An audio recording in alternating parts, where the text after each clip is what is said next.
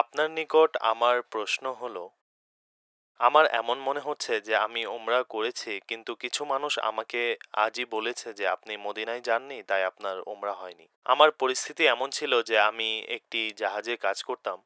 আর আমাদের জাহাজ যেটা ছিল সেটা দাম্মাম গেল। দাম্মামে আমরা 5 থেকে 6 ঘন্টা সময় পেলাম। কেউ বলল ওমরা করে নাও। এখন আমার এই ব্যাপারে একদমই ধারণা ছিল না যে ওমরা কিভাবে করা হয়। জীবনে প্রথমবার আল্লাহর ঘর দেখার সৌভাগ্য হচ্ছিল। বাস আমিও খুশিতে ওমরা করতে চলে গেলাম সেখানে ওমরা করার জন্য।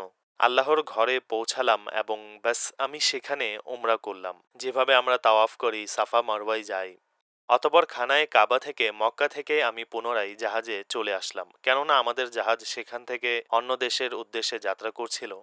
তাই আমি মদিনায় যেতে পারিনি। তো আমার উমরা কি হয়ে গিয়েছে নাকি হয়নি, আপনার নিকট এটাই প্রশ্ন ছিল। মদিনায় হাজিরি দেওয়া অনেক বড় সৌভাগ্য, বরং সৌভাগ্যের সর্বোচ্চ চূড়া। এবং অনেক বড় সংখ্যক আশিকানে রাসূলদের তারা উমরা এই জন্যই করেন যে মদিনার হাজিরি নসিব হয়ে যাবে। যদি কেউ উমরা শরীফ পালন করলো এবং মদিনার হাজিরি থেকে বঞ্চিত হলো, তখনও এটা বলা যাবে না যে তার উমরা হয়নি, উমরা হয়ে গেল। আর স্পষ্ট যে আপনার মদিনা শরীফের প্রতি কোনো আগ্রহ ছিল না এমন কিছু মনে হচ্ছে না, বরং এই যে অপারগতা ছিল এবং আপনি যেতে পারেননি, তখনও ইনশাআল্লাহ উমরা শরীফ হয়ে যাবে। আল্লাহ পাক কবুল করুন। নিয়ত করুন যে ভবিষ্যতে ইনশাআল্লাহ আবারও হাজিরি হবে। তখন